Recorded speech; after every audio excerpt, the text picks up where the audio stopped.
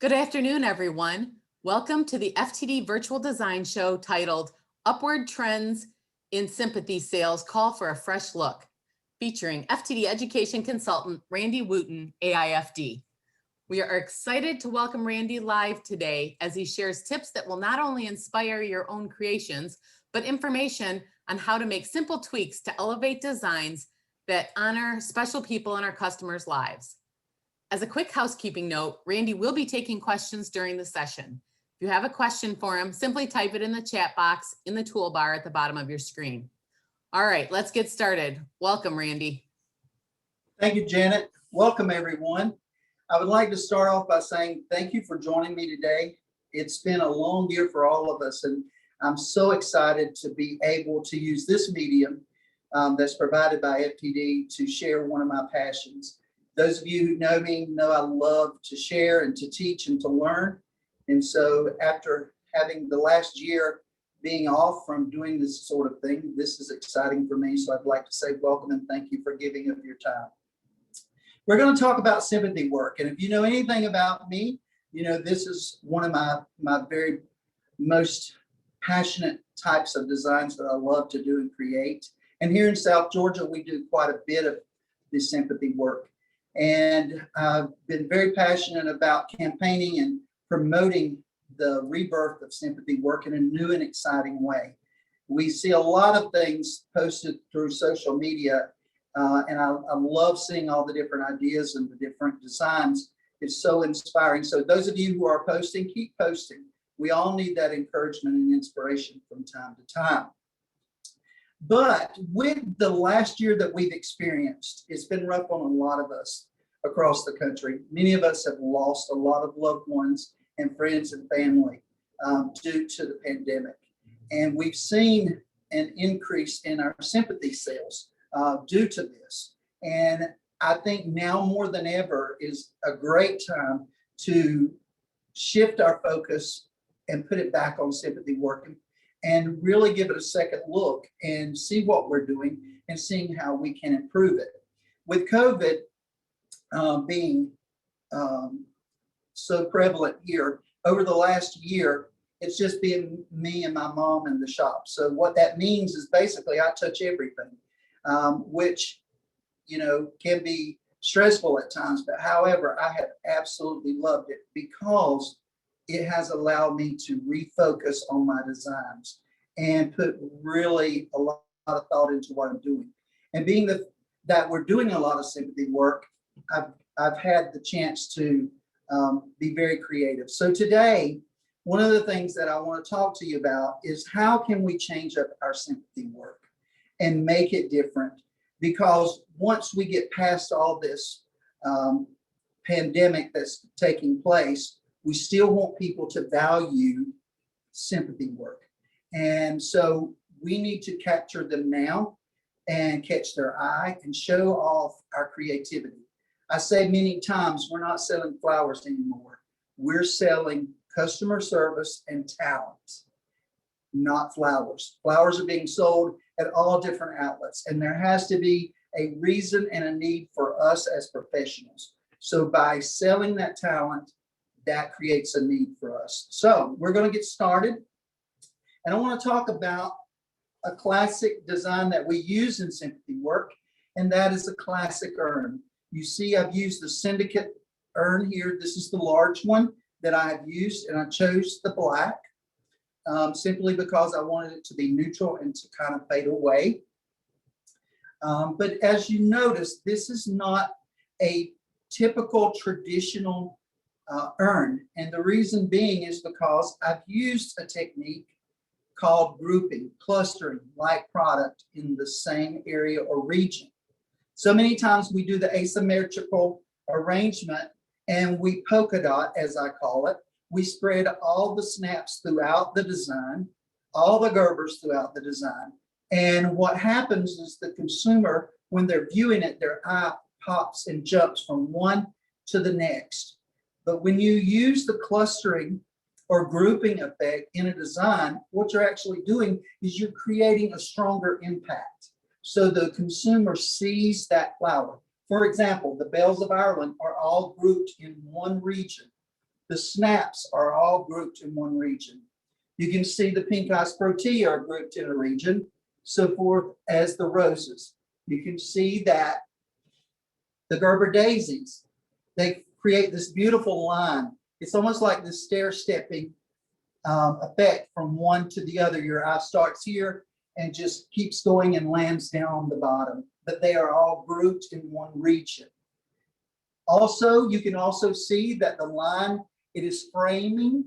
My bells and my snapdragons are framing inward.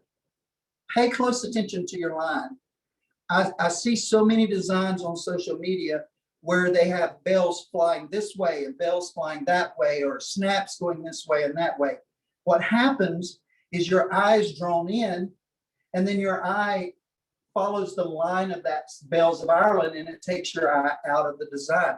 And there's nothing to bring your eye back in to see the rest of the design. So by framing it and having everything curve inward, your eye comes up and down, back out and back around. It's one continuous line. And I hope you can see that and understand what I'm talking about. Now, you say, Randy, well, I already do that. This is a traditional, for me, it's very traditional. Well, there's another element that you can do to change this up and take it to another level. In our area, we are very faith-based. So a lot of our funerals are religious, have religious themes to them and a lot of symbolism. And one of those is the cross. And I have made a river cane cross, very inexpensive. This is something that you can have made and ready over in a corner so that when you're designing, it's already ready for you. And what we're going to do is we're going to take and we're going to insert it into our urn. And then there we have taken that classic urn and added a religious symbol into the urn. Something very simple and quick. Hope you like that. Now, if you have a question, pop your question up and Janet will share it with me. We're going to be very informal, so don't be shy. All right. You heard me talk about a lot of funerals have religious symbolism, and there again, we're using the cross. Those of you, if you are friends of mine on Facebook or follow me on social media, you may have seen over the last few weeks a lot of posts with a lot of crosses. If you haven't, check it out, Randy Wooten on Facebook. I have someone locally that builds my crosses for me. And this is just a freestanding cross. And then I have it in a 3-foot standing cross, a 3-foot stakeable cross that we use at the cemetery. And then I have a 6-foot cross that is freestanding. And you can go to my Facebook and see a lot of those designs.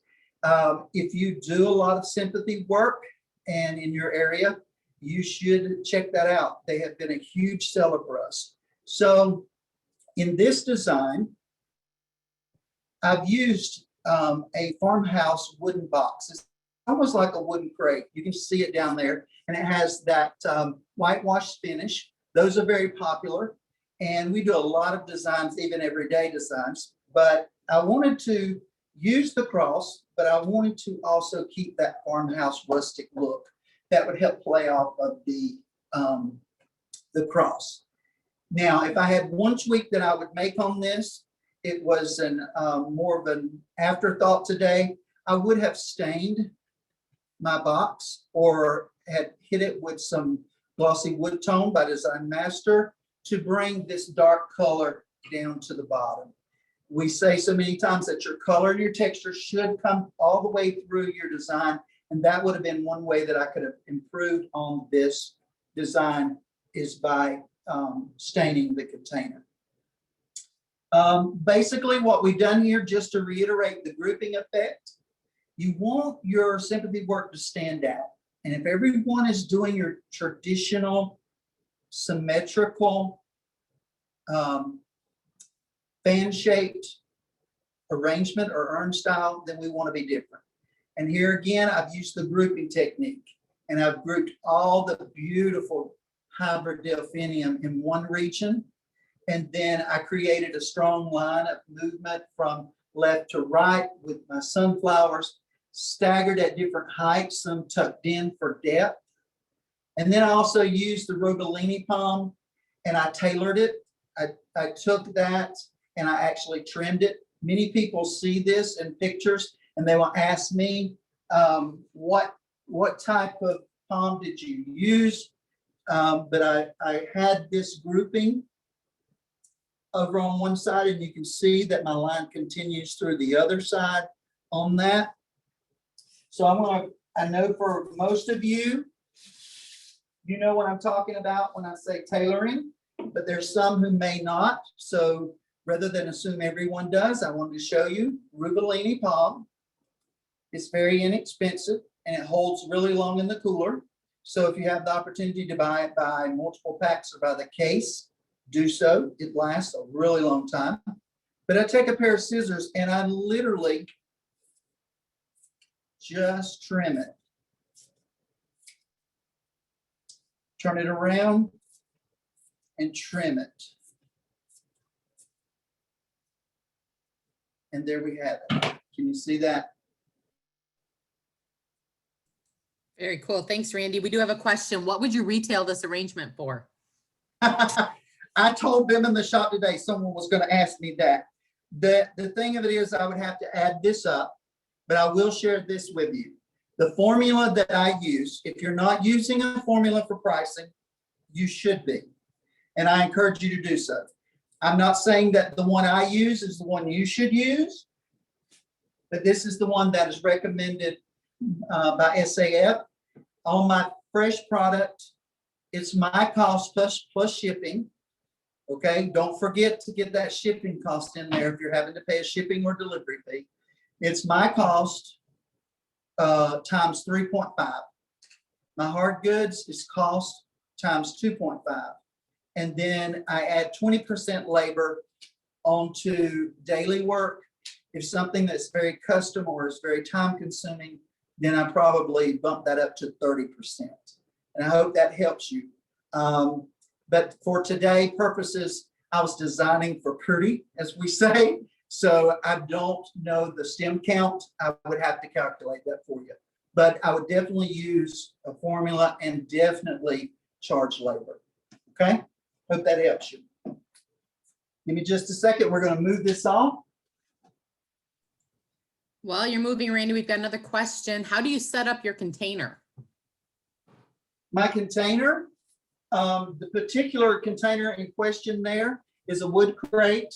It does come with a liner, but I have found that sometimes that liner does not hold. It will leak. So I take cellophane and line the container again. Okay. And then I have floral foam that is in that. And it's double, that's a deep, large container. So it's very heavy. It's double stacked. I think there's 4 bricks in there. And it's wedged in and then trimmed and carved and shaped.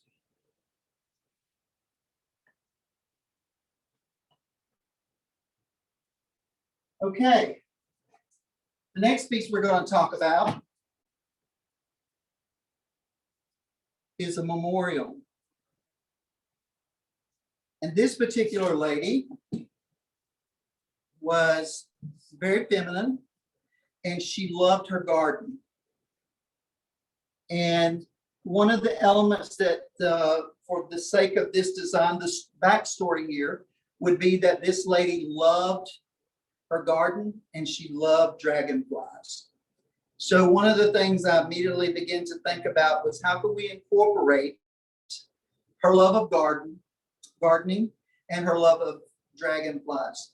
So we created a serpentine table wreath.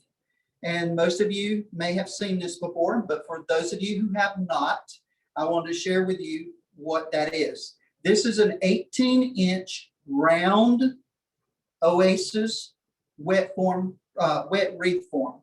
And I cut it in half, and I purposely did not finish the back so I could show you that what the wreath form is and you'll recognize it, the mache wreath form. cut it in half, laid it on the table, and just created an S with it. Put them in opposite directions and it creates this S. So what I came up with was I wanted to create this table piece using the design technique of a vegetative design, just like snaps would be growing in a garden. You see how they come up out of one point? The blooms all come out of one point. The same thing with the bells of Ireland. And I repeated that at different heights and levels across the Serpentine. I even have roses coming up at different heights. I have Gerber daisies coming up at different heights. If you can see that through there and how they bounce back, bounce down to the bottom. I also went scavenging through some of our old things that we had for prom and found we had some old Fitz designs. They were dragonflies. And I don't know if you can see them from there, but I put a dragonfly on the top of her urn. I placed a dragonfly on one of the roses over here. Placed a dragonfly right here in a Gerber daisy and again in a Gerber daisy. These are jeweled metal dragonflies.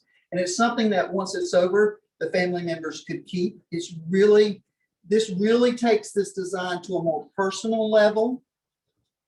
And it also shows her love of dragonflies and gardening. And then we nestled some picture frames around into the design. And as you can see, playing off the detail, I don't know if it shows up in the video or not, but the color of the frames also plays off the color, the turquoise color of the dragonfly. So I hope you like that. So don't be afraid. When people say it's for a memorial or cremation, what can we do?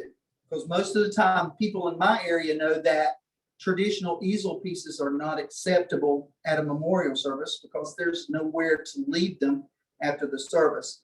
This is a great piece that you can do for someone. Hope you like that. Give us a second to reset. Any questions, Janet? Nothing right now. Come on, guys, don't be quiet.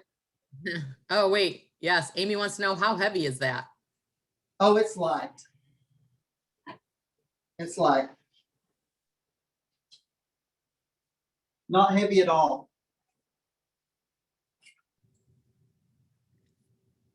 And the good thing about this, when you're designing this, a lot of times we have broken stems in the cooler that we put, especially like for us this week, we have these beautiful, beautiful table dance oriental pink lilies.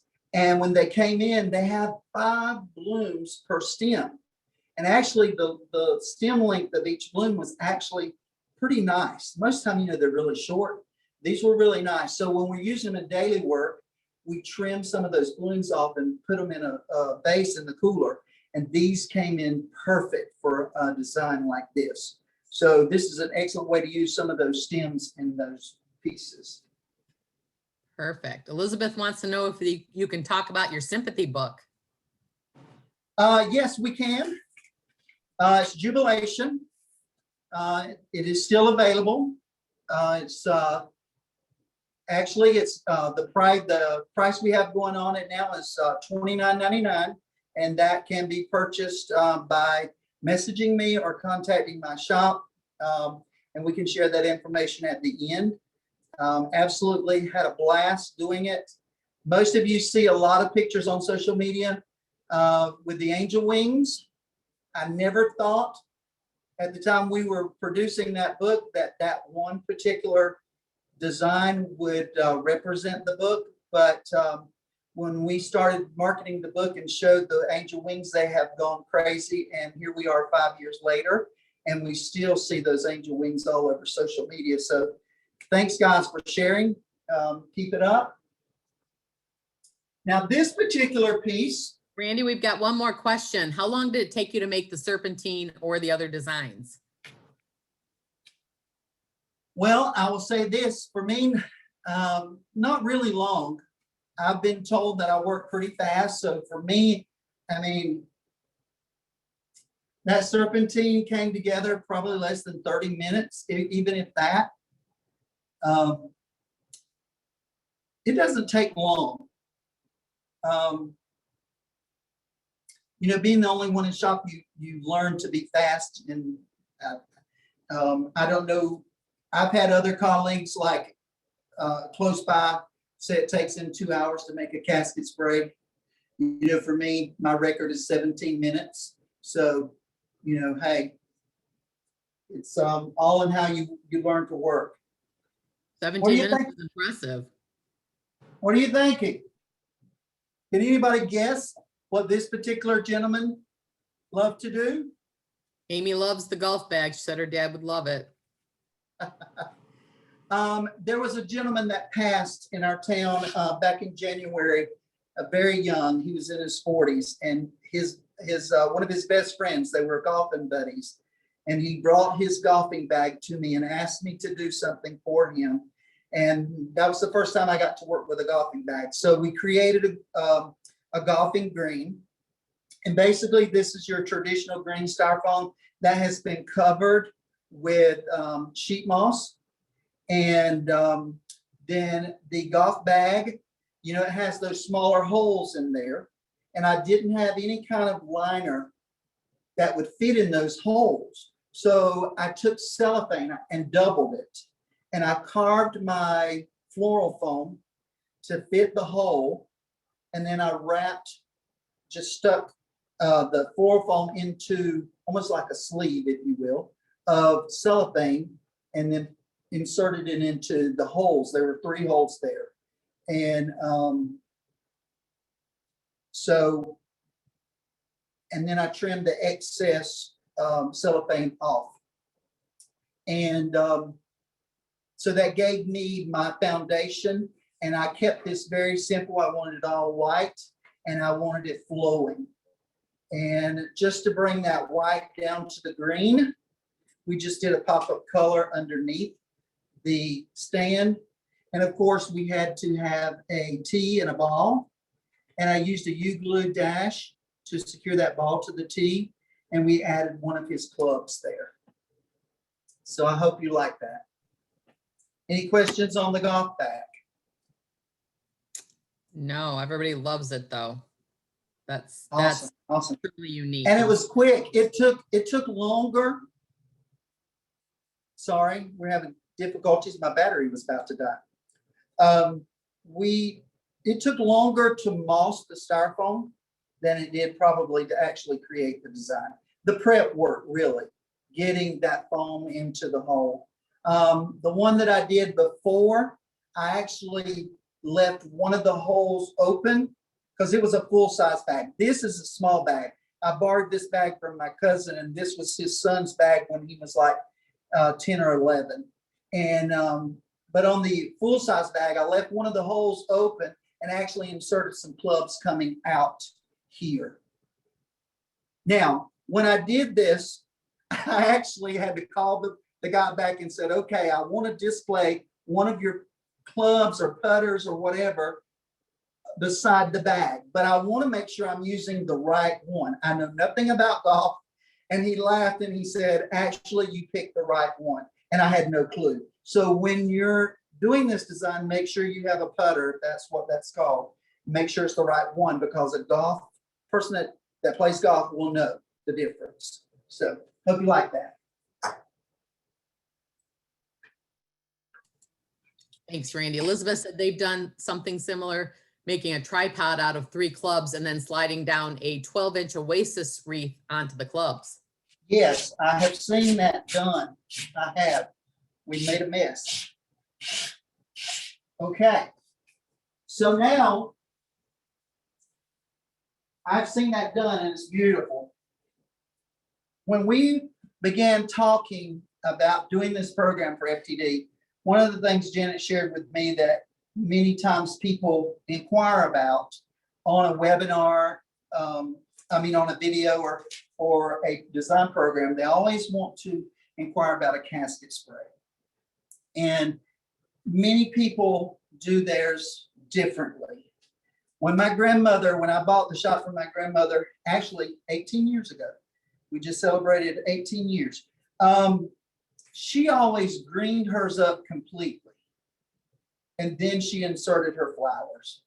And for me, when I make a traditional casket spray, which I do not classify this one as a traditional casket spray for my area, but I typically put my greenery like Robellini palm around the front edges, the draping, and I put Italian ruscus or silver dollar eucalyptus, whatever I'm using just to green, and that's just that first layer. That's all I ever do. And then I design my casket spray.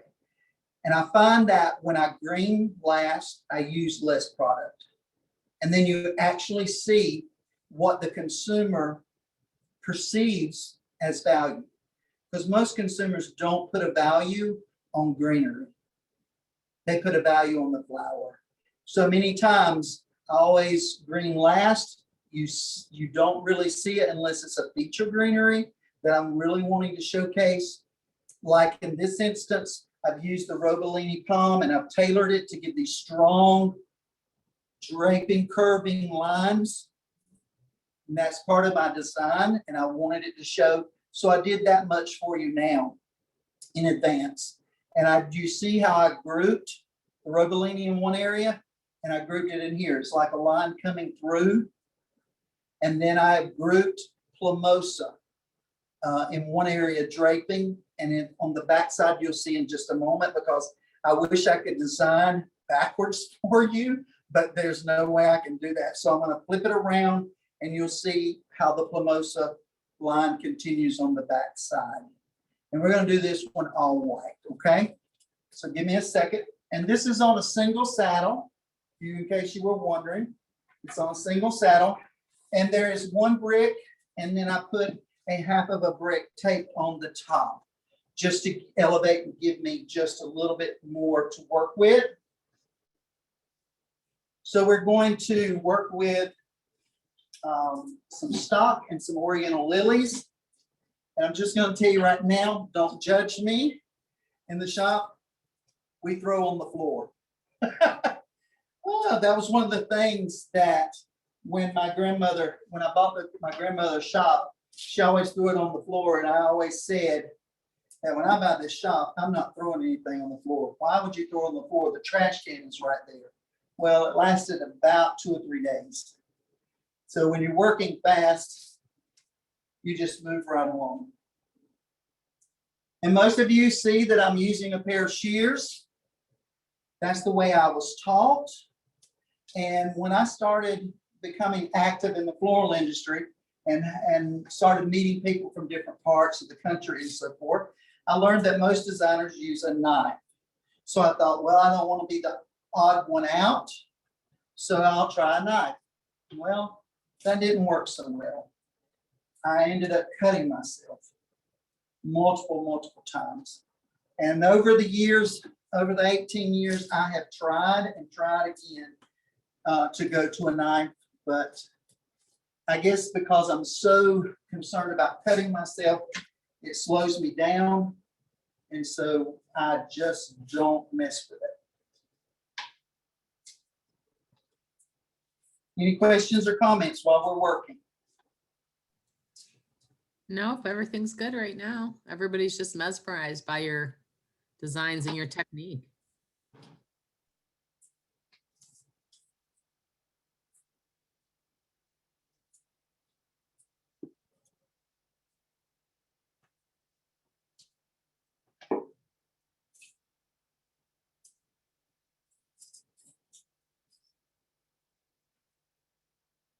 And you'll see when we turn this around, the dark green color of the Robellini, this white really pops off of it.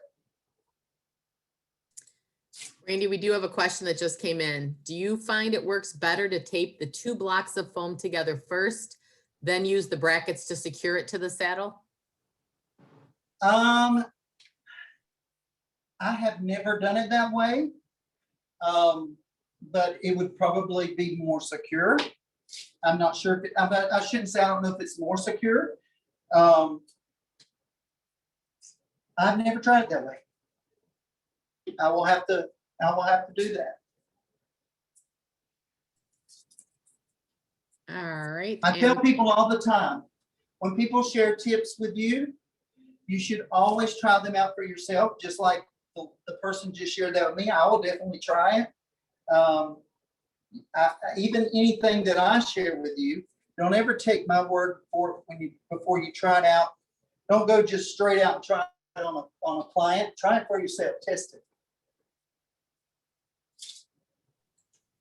We've got another question, Randy. Do you deliver your casket pieces the day of the service? Well, now with COVID, most of them are having same day visitation and service. But prior to COVID, and even we do have a few now, if they have a visitation the night before, it goes for the visitation.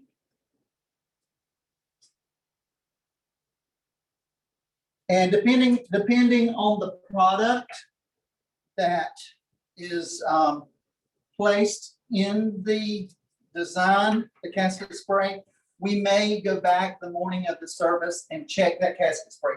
Now, I understand those of you in a big city can't do that. We are literally 3 blocks from the funeral home and maybe 5 blocks from another. So it's not like it's a big chore for us. All right, thanks. We've got another question. With a half open casket, do you try to avoid having flowers cascade into the area near the deceased person? Well, I try to be mindful that the casket spray is the right size so that it does not.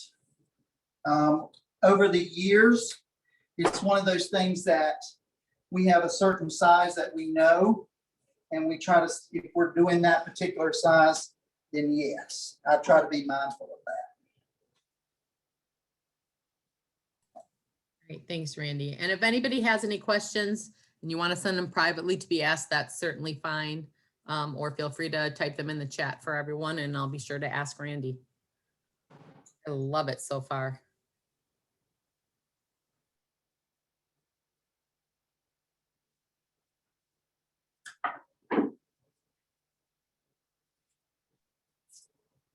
All right, we've got another question. How do you keep your lilies so clean?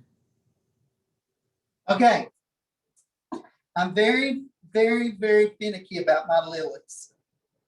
My lilies come in, I buy them by the box, and they come in like you see this bud on top. They come in green, they come in tight. I get my lilies, they normally come in on a Tuesday morning, okay? And they are put, I typically don't like to put no more than 10 stems in a bucket. And I strip them of all foliage below the first bloom, and we put them in a bucket, and they sit on the other end of the shop from me because I'm allergic. So we put them over there. Typically the white ones take about, these actually started opening last, they came in Tuesday was a week ago, Tuesday was a week ago, and they started opening on Friday and Saturday. Monday morning when I came in, a lot of them were opening. But what I do is when they start cracking, just enough for me to get my fingers in there to pull the pollen out, we go ahead and strip the foliage, cut them again, put them in fresh water, and put them in the cooler. I do not wait till they're open like this to put them in the cooler. I want them cracking because I need that longevity from those lilies. And these lilies are absolutely beautiful. And I just know that when I plan on using lilies, if I want them for next week, then they come in this week. Now the pink table dance, they started opening last Thursday, and they open in stages. So hope that helps you. Yeah, they look awesome. They do look so clean and pristine. They're beautiful, beautiful. All right, and Carrie's amazed by your speed of making this, Randy. Oh, wow. Well, you know, I never knew that I worked fast until I went and did my first show years ago, and someone commented on it, but it's just what we do. When you're the only designer in the shop, That's what you have to do.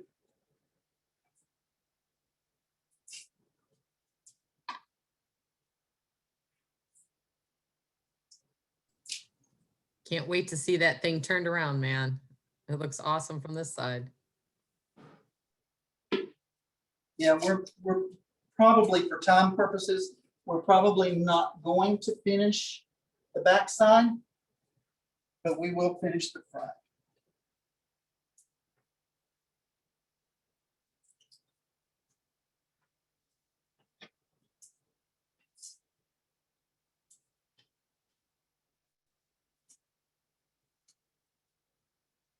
Any more questions? You guys are quiet. We do have a question. Is that aspidistra on the bottom of the plumosa? No, it is jade, or some people call it Commodore.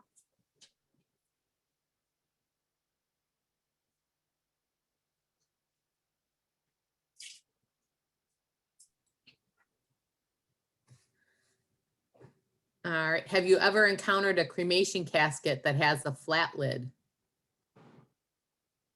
We had one sometime earlier this year, last year, the end of last year. It wasn't totally flat. It had a flat, narrow section, and then it kind of did a sharp angle off on each side. So luckily, and I did not know that until after the fact. So luckily that top part was the same width as the saddle. So I didn't have a problem there.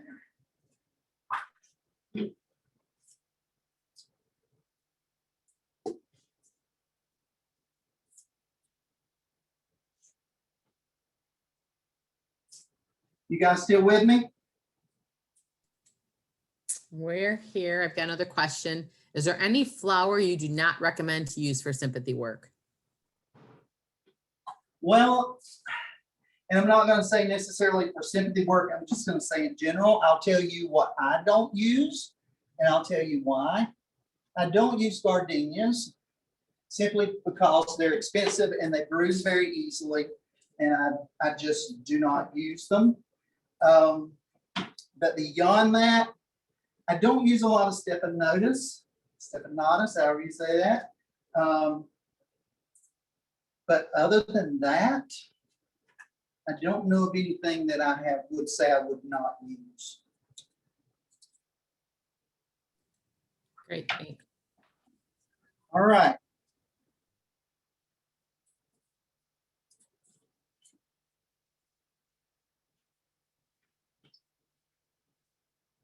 What do you think? I will be the voice of everyone. That is amazing. I love that. So And you gorgeous. see how I use the Robellini as that dark green color, and I use the white against it, so the white pops. And then I grouped all my stock on both sides, and I grouped my lilies in the middle, really accenting those lilies and making a strong focal. And you see how quick and easy that was? Now, at this point, then of course I would finish the back with a few stems of stock, and then I would come back with a few small pieces of either, you could use leather leaf or salal tips, and just come in and tuck right around the base of those lilies where you may see your foam. But other than that, that would be the only greenery that I would use in the casket spray on this particular one. So I hope you like that. Awesome. We've got a question. How do you keep hydrangeas from wilting in a casket spray? Okay. There's a lot of people that talk about submerging them, giving them a bath, soaking them in water, cutting the stem at a sharp angle and dipping them in alum.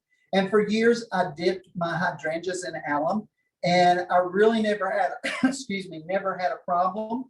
But over the last probably 3 years or more, I quit dipping them in alum, and I don't do anything to my hydrangeas other than when they come in, we cut them, put them in water, and I leave my hydrangeas sitting out of the cooler overnight. One of the growers from one of the farms a few years ago told me that we put our flowers in the cooler too quick. And hydrangeas is one of those that if you will leave them out of the cooler for at least overnight, sometimes 2 nights, they will continue to bloom and actually increase in size. And we use hydrangeas in casket sprays. We use them in standing sprays, wreaths. I even cut them, the little florets up and put them in foam. But the key I do use is I cut that stem at a sharp angle. I expose quite a bit of that stem, so I'm creating a larger space for it to drink water from.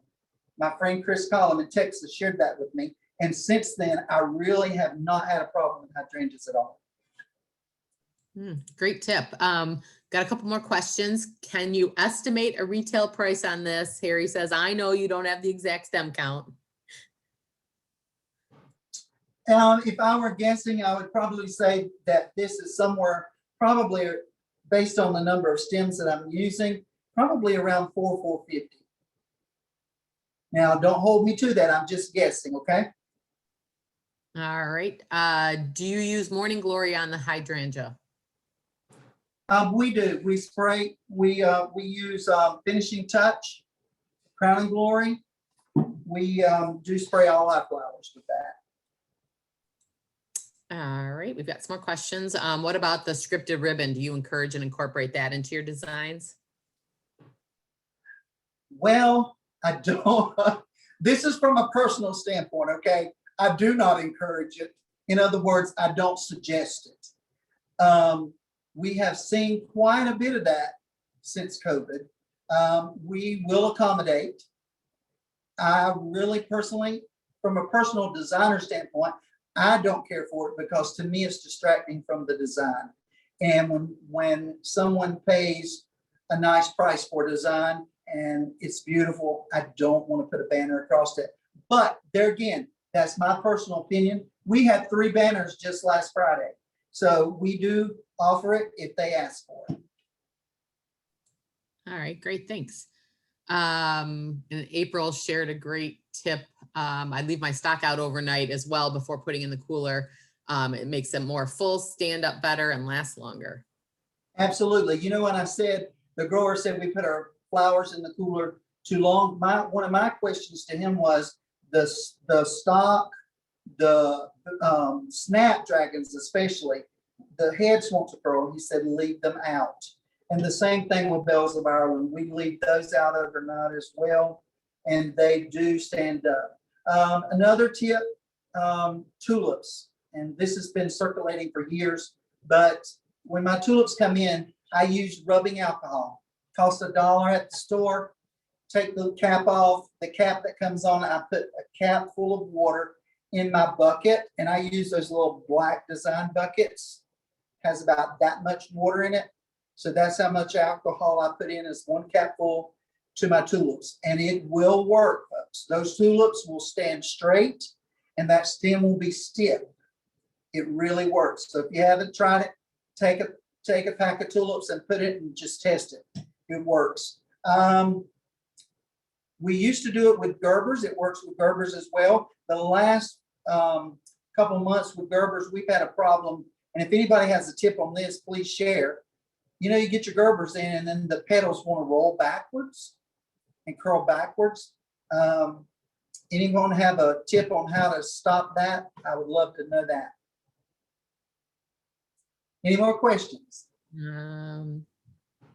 That's it right now. And that's your last design, right, Randy? It is. This is it. All right. Well, I just want to thank you for sharing your talent, inspiring everybody. And we are open if anybody has any additional final questions. Simply just type it in that chat box. I'll be sure to ask them. While we give people a chance to ask any final questions, do you have some more tips to share with us? I actually didn't notice it, but on the screen I can see their questions. One did just pop in as I was reading that. Yeah. You have books. Amy's asking about your book. Okay, my book is entitled Jubilation. It is only available by contacting me. There for a while it was with Forest Review, but I think they've sold all they had in stock. So right now, if you're interested in my book, Jubilation, you can find me on Facebook at Randy Wooten AIFD. My email address is randywooten11@gmail.com. You can call my shop is 912-384-7288. We do have books available. They are $29.99 and plus shipping, of course. And I think most places in the United States, it runs around $7 to $10 for shipping on that. But if I would love to share it with you, send me a message. All right, and we've got a question from Phil, but I'm not sure. He said, where can we get the Serpentine book? But I'm not sure. That wasn't a book or. No, that was the Serpentine was the design, the shape of the design when I took the wreath apart and turned them in opposite directions. It creates an S shape on the table, and they call that shape Serpentine. Perfect. And April says for gerbs, use plain water and vinegar, same process as your tulips. Vinegar. Okay, I will definitely try that. Thank you. And we have another question. Do you prefer finishing touch or crowning glory to finish off an arrangement? I've used both, and I've received the same results of both. I know there's a big debate on that because it's one of those love-hate things. Everybody's from one extreme to the other, but for me, I've had the same results. So fantastic. Lots of just great comments in here. Thank you. And yes, Jolene said a lot of shops missed out on a lot of great information that you shared today. So well, thank you. I appreciate everybody joining in. This is what I love, and thank you, Janet and FTD, for the opportunity to share. Hopefully we'll be able to do more of this in the future. I just encourage everyone to take another look at your sympathy work. I know we're busy. If anybody knows we're busy, that's me. I'm the only designer in the house right now. So, but take the time that it's needed to stop and take a look and say, how can I make this very personal? How can I customize this design? How can I make it different and unique and set myself apart? Because these people who are spending money now, I feel they're spending money because they can't attend services. They can't be there in person. So we want to show them the importance that sympathy flowers play in a time of loss, so that when things kind of settle down and we get back to some kind of normal, they'll still appreciate and see the value of sympathy flowers. all right, and we've got one final question popped in. Do you spray all of your flowers before they leave the shop? Pretty much, yes, we do. All right, and then Lisa's asking about your book. How do they get the book? That's what's. Go ahead. No, I was gonna say, go ahead. What's the quickest way? I know you threw out a lot The of stuff. quickest way is private message me on Facebook, Randy Wooten AIFD, and I'll get right back with you and we can get that out to you. Awesome. All right. Looks like that's it. Thanks everyone for attending. This was recorded and the recording will be available on demand on the FTD Mercury Network Florist YouTube channel. For more education programming from FTD, visit ftdi.com to register for upcoming free webinars and design shows, as well as viewing past education programs on demand. Thanks, everyone.